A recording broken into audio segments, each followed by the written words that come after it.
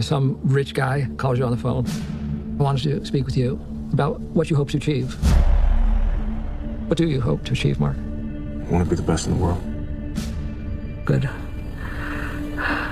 I'm so happy that January has finally rolled around because I am a UK citizen, and that means that I have to wait a really fucking long time in order to see all of the films that our friends across the pond get to see much, much earlier. However, now there is an abundance of films that I'm planning on seeing, so at least I'll be busy for a while. And one of the films that I was looking forward to seeing was Foxcatcher. Now, I'm going to preface this by letting you know that if you are planning on seeing this film, it is based on a true story, and I would highly advise that you do not search anything about the real events. Going into this movie blind will probably result in the best watching experience. That being said, I am going to be talking about the general events that do happen, and though I assure you that I won't spoil anything, I'm sure there are people who want to know as little as possible about this movie. If you want to hear my general feelings, then click here and it will take you straight to my ending summary. If not, then let's enjoy. The story of Foxcatcher is the story of the USA Olympic wrestling team leading up to the 1988 Seoul Games and the subsequent events that followed. The main players that were involved in this affair were wrestler Mark Schultz, played by Channing Tatum, his brother David, played by Mark Ruffalo, and eccentric billionaire John DuPont, portrayed by Steve Carell. This is a drama which just happens to have a sports backdrop. The essential element to this film is the development between Mark Schultz and John DuPont. It's such a surreal chemistry they have together which explores all these different facets that a connection between two people could have. We see a gradual blossoming as well as a fragmentation of their relationship. At times, John can seem very paternal towards Mark, whereas other times they're both equal to one another, and other times Mark seems to have undergone some Pavlovian training from John himself. Both characters are cut from the same cloth. They are both attempting to fill a void created from a history of feeling insignificant. Mark is struggling with living in his brother's shadow, whereas John needs to validate his stake in the dynasty that his family has created, a dynasty which truthfully he has no right to be part of. The way that he facilitates this is through the coaching of the US wrestling team. Finally, he has his own chance at glory. The movie has a very tragic quality about it. The characters harbour a lot of sadness, and some of their actions I don't agree with, but you can at least see where this behaviour stems from. Although one thing I would have liked to have seen explored more is exactly why Mark feels inferior to his brother David. The film did a good job of displaying that Mark does in fact feel as though he's overshadowed by David, and a point is made in the movie to continually refer to him and make allusion to David, making him ever present in the mind of Mark. Although it was one area where there wasn't really enough solid reasoning for the audience to not necessarily sympathise with Mark, but at least understand him more. As for John, I thought the filmmakers really did a good job of exploring his psyche, a man obsessed with self-image and he wants to be shown as this fantastic upholder of American success. The film feels as though it's always on the precipice of something bad about to happen. From the moment that Mark arrives at the estate, everything suddenly becomes more cautious. Holding such a foreboding tone for the duration of the movie was a very good choice from the filmmakers in my opinion. I do think that some people may criticise the film of being slow, but I personally would describe it as patient. This is a film that takes its time, and as a result that feeling of apprehension is really exemplified. This tension is a key presence throughout the film, and that's what makes it so interesting to watch. I've only seen one of Bennett Miller's previous pictures, and that was Capote. That and Foxcatcher do share some similarities, however Capote was held up by a fantastic performance without enough conflict to keep it interesting. In my opinion. But Foxcatcher doesn't have this issue. It has enough conflict and it isn't overindulgent with it. The movie understands the importance of silence. Speaking of the director's previous works, let's talk about the acting. Bennett Miller seems to have become associated with directing career-defining performances, and once again the performances in this were great. Channing Tatum and Mark Ruffalo were really good. Their chemistry as brothers is very physical and a good parallel between the interaction of Mark and John.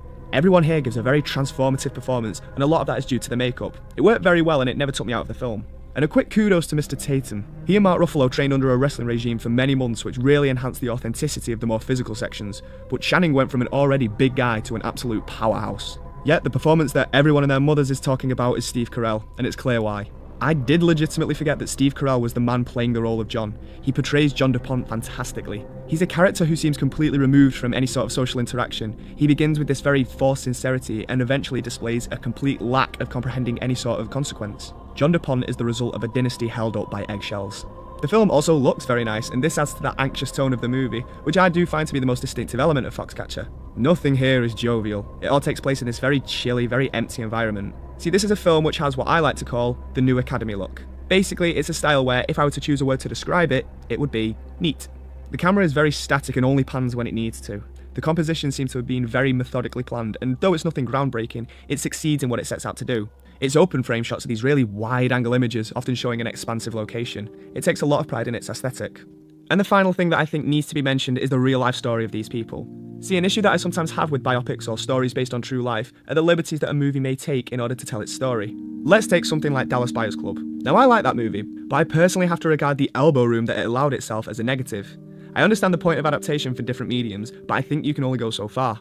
With Foxcatcher, having researched the archive footage as well as interviews with the people involved, it seems as though this was pretty close to the real thing. The way he portrayed DuPont was spot on. I wouldn't say it's, it's scene for scene exact, portrayal of the darkest part of my life, but they did, the director is the director is a genius. He is a master filmmaker. It was like he was able to condense everything down and compress everything down, and he used fictional narrative techniques to get to the heart of and truth of the story. Even though after the release of this film, Mark Schultz lost his goddamn mind, I'm still inclined to believe that this is kind of how it all went down. The acting never felt like a caricature, and when you see the real people, they really aren't that far off. If anything, it looks like they actually toned it down. When it comes down to it, Foxcatcher is one of 2014's films that I really enjoyed. I had relatively good expectations going in, but it surpassed them. I mean, the one thing that makes me hesitant in my review is the fact that the whole point of this film is to retell a story. And though that story is very interesting and delivered with great tension, I'm not sure whether this film needs revisiting.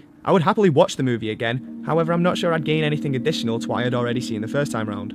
But on the other hand, what I did see I thought was delivered very well and it kept me invested. I liked this film more than I anticipated I would, and even though the fact that its rewatchability I think is very low, this movie had much fewer flaws than other films that I would also class as great films. The acting was terrific, the story is kind of unbelievable, and the choices that the crew made I don't necessarily think everyone would make with this material.